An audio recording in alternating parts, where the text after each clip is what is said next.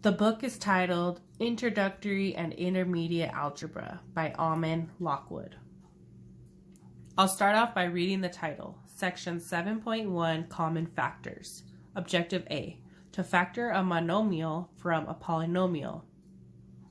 After I read the title, I see words that look familiar like monomial and polynomial from last chapter. As I look over the text, I see bolded words, so I predict there will be new definitions that relate to common factors of polynomials. Next, I see a highlighted sentence, so that must be an important idea. Finally, I see the structure is in two columns with math symbols on the right and text on the left. So I assume the math symbols on the right will help visualize and simplify the written text on the left. Okay, the greatest common factor, GCF, of two or more numbers is the largest common factor of the numbers.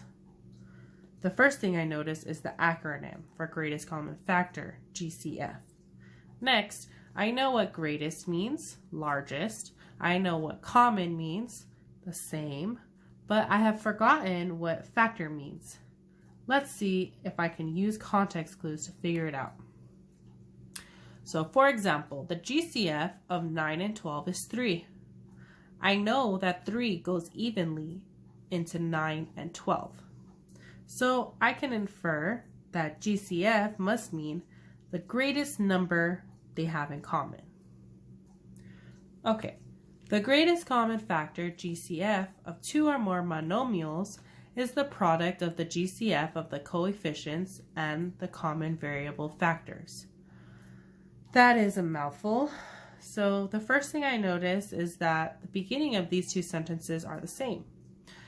And the next thing I notice is that the first sentence says two or more numbers, while this sentence says two or more monomials. Now, these parts of the sentences are bolded. So I think the author intentionally bolded these so that the reader can clearly see that we can have a GCF for numbers, but we can also have a GCF for monomials. Now the last bit was still a little wordy, so let's try and summarize it. I see the word product, so I know we're going to be multiplying the GCF of coefficients and variables.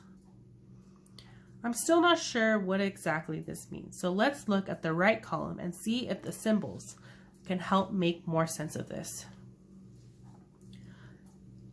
So we have 6x cubed y equals 2 times 3 times x times x times x times y. So we are breaking down 6x cubed y into small pieces. Imagine our body's building blocks. We know these are called atoms, and they are the smallest pieces that make us up. This is the same idea for factors. They are the smallest pieces that make up a monomial. Okay, so now we have 8x squared y squared equals 2 times 2 times 2 times x times y. So we broke down 8x squared y squared into its smallest pieces.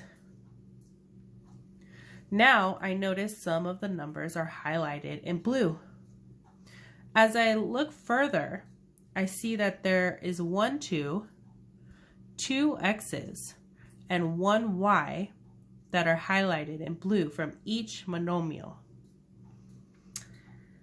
Then, as I read more, I can see that it says that the GCF is equal to 2 times x times y. Now, I can see that the author purposefully highlighted these numbers and letters so the reader can easily identify the GCF. Now, let's try and go back to the sentence. So, to find the GCF, we need to find the GCF of the coefficients, or the numbers, and the GCF of the variables, or the letters, and then multiply them. Okay, now let's try and tackle the highlighted sentence. It says, note that the exponent on each variable in the GCF is the same as the smallest exponent on that variable in either of the monomials. Okay, now I'm more confused because I thought it was the greatest common factor, not the smallest common factor. But it says smallest exponent. So let's see if we can make sense of this with the right side. It says the GCF of x cubed y and 8x squared y squared is 2x squared y. Right away, I notice that some letters and numbers are highlighted in blue again. It seems that they're representing the GCF. Here I have x squared, here I have y. The GCF is x squared y. So, if we're looking at the x's, we have x cubed and x squared.